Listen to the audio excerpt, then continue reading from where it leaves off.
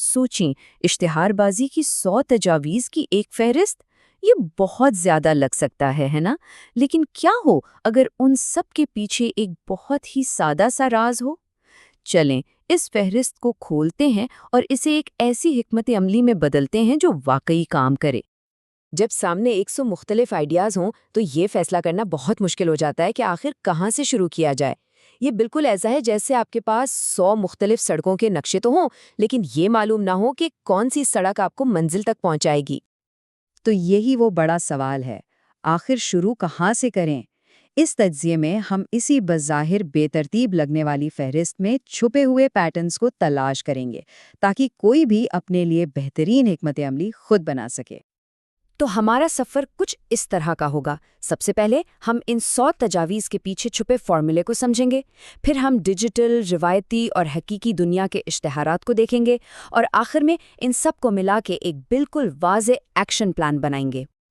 اچھا، تو یہاں سے اصل کھیل شروع ہوتا ہے۔ سورس مٹیریل میں دی گئی ہر ایک ٹپ ایک بہت ہی سادہ اور بار بار دہرائے جانے والے فارمولے پر عمل کرتی ہے۔ اگر ہم اس فارمولے کو سمجھ لینا تو پوری فہرست کو سمجھنا بچوں کا کھیل ہو جاتا ہے۔ تو یہ ہے وہ فارمولا۔ ہر ٹپ 2 چیزوں کو جوڑتی ہے، ایک اشتہار کی قسم، یعنی اپنا پیغام کہاں دکھایا جا رہا ہے، اور دوسرا کنورژن کی حکمت عملی، یعنی وہ طریقہ جس سے لوگوں کو کوئی قدم اٹھانے پر راضی کیا جائے، جیسے کوئی چیز خریدنا۔ بس ہر ٹپ ان 2 چیزوں کا ایک امتزاج ہے۔ چلیں اس فارمولے کو ذرا عملی طور پر دیکھتے ہیں۔ مثال کے طور پر ٹپ نمبر 2 ڈسپلے ایڈز کو مفت ویڈیوز کی حکمت عملی کے ساتھ جوڑتی ہے۔ اسی طرح ٹپ نمبر 11 اخباری اشتہارات کو محدود وقت کی پیشکش کے ساتھ ملا دیتی ہے۔ یہ ایک ہی پیٹرن ہے جو بار بار دہرایا جا رہا ہے۔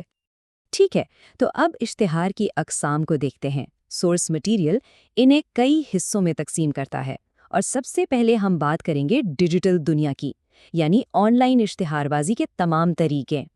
سورس میں کئی ڈیجیٹل اشتہارات کا ذکر ہے، جیسے website ads, pay per click اور بلاگ ایڈز، اور ہاں ظاہر ہے سوشل میڈیا ایڈز بھی ہیں جو آج کل کی مارکیٹنگ کا ایک بہت اہم حصہ ہیں۔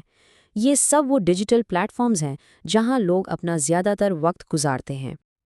اور یہاں ہم پھر سے اسی فارمولے کو کام کرتے ہوئے دیکھ سکتے ہیں۔ جیسے پیپر کلک ایڈز کے لیے سورس آڈیو یا ویڈیو تعریفیں استعمال کرنے کا مشورہ دیتا ہے۔ سوشل میڈیا ایڈز کے لیے وہ جذباتی رنگوں کے استعمال پر زور دیتا ہے، یعنی ہر چینل کے لیے ایک مخصوص حکمت عملی تجویز کی گئی ہے۔ ڈیجیٹل دنیا سے آگے بڑھتے ہیں اور اب ہم اشتہار بازی کی دوسری بڑی قسم کی طرف آتے ہیں، روایتی میڈیا۔ یہ وہ کلاسک چینلز ہیں جو ڈیجیٹل دور سے پہلے بھی موجود تھے اور سچ پوچھیں تو آج بھی بہت مؤثر ثابت ہو سکتے ہیں۔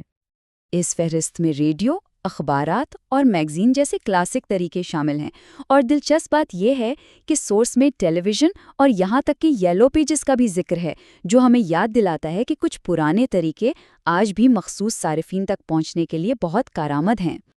چلیں اب تیسری قسم کو دیکھتے ہیں، جو اسکرین اور کاغذ سے بھی آگے کی دنیا ہے۔ یہ وہ اشتہارات ہیں جو ہماری حقیقی دنیا کا حصہ بنتے ہیں، جنہیں ہم محسوس کر سکتے ہیں۔ یہاں تو تخلیقی صلاحیتوں کی کوئی حد ہی نہیں ہے۔ سورس میں پوسٹ کارڈز، بزنس کارڈ سے لے کر ٹی شرٹس اور بوتھ ڈسپلے جیسی چیزوں کا ذکر ہے۔ یہ وہ طریقے ہیں جو برانڈ کو صرف دکھاتے نہیں بلکہ اسے براہ راست لوگوں کے ہاتھوں میں پہنچاتے ہیں۔ آئیے 2 مثالوں کا موازنہ کرتے ہیں تاکہ یہ سمجھ سکیں کہ حکمت عملی کتنی مختلف ہو سکتی ہے۔ ڈائریکٹ میل کے لیے ٹپ مفت دوبارہ فروخت کے حقوق کی پیشکش کا مشورہ دیتی ہے تاکہ لوگوں کو فوری جواب دینے کی ترغیب ملے۔ دوسری طرف بزنس کارڈز کے لیے حکمت عملی بہتر معیار کی مصنوعات پر توجہ مرکوز کرنا ہے۔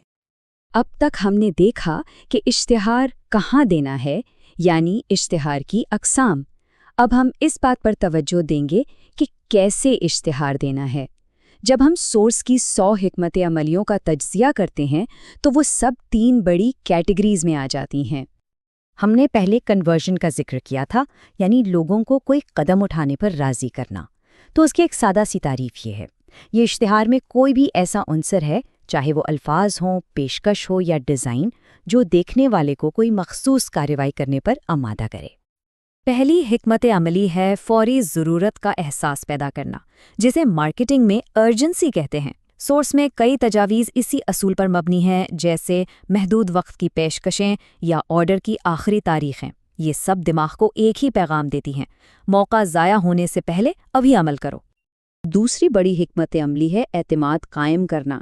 دیکھیں، لوگ ان سے خریدتے ہیں جن پر وہ بھروسہ کرتے ہیں، اسی لیے سورس میں مصنوعات کے جائزے، صارفین کی تعریفیں، سیکیورٹی کے ثبوت اور یہاں تک کہ واضح قانونی اعلانات جیسی حکمت عملیوں پر اتنا زور دیا گیا ہے۔ اور تیسری حکمت عملی، ایک ایسی پیشکش تیار کرنا جس سے کوئی انکار ہی نہ کر سکے۔ اس کا مقصد خطرے کو کم کرنا اور قیمت کو بڑھانا ہے۔ اس میں بونس، مفت شپنگ، کوپن، پیسے واپس کرنے کی گارنٹی اور وفادار صارفین کے لیے خصوصی رعایتیں شامل ہیں۔ تو ان 100 مختلف حکمت عملیوں کو ان 3 بنیادی ستونوں میں خلاصہ کیا جا سکتا ہے: فوری ضرورت پیدا کرنا، اعتماد بنانا اور ایک ناقابل تردید پیشکش کرنا۔ تقریباً ہر مؤثر حکمت عملی ان میں سے کسی ایک یا ان کے مجموعے پر ہی مبنی ہوتی ہے۔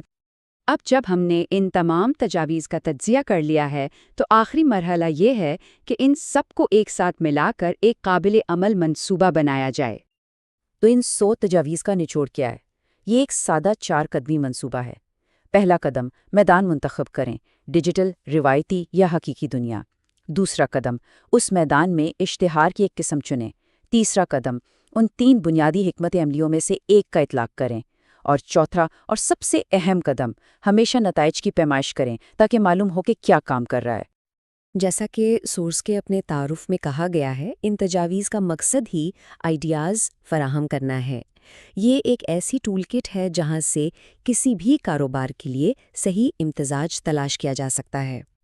تو اب سوال یہ ہے کہ اس 4 قدمی منصوبے اور 100 آپشنز کے ساتھ ایک کامیاب اشتہاری مہم کا پہلا قدم کیا ہونا چاہیے؟